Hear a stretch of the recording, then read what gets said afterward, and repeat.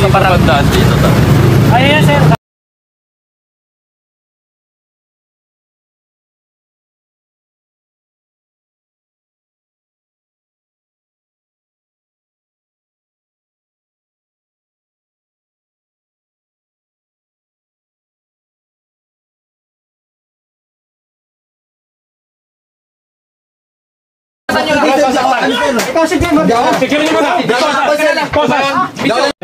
So, mga polis kami, yung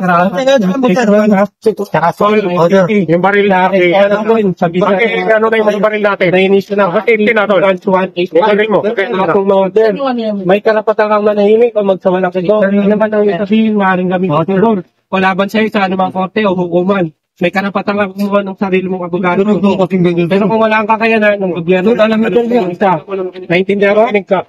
O sa ngayon, dadaling ka namin sa pang-publikang hospital para sa kampo ng medico legal.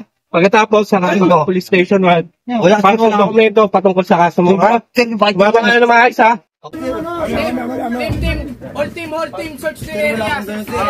Kapisir. Tignan nyo yung baril niya. Huwag na kayong sumama dito. Huwag na sumama ka, ma.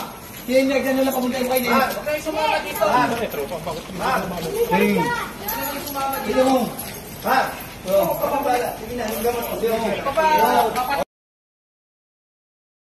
Matagal na kitang inahanap. Pero hindi po ako ngayon din.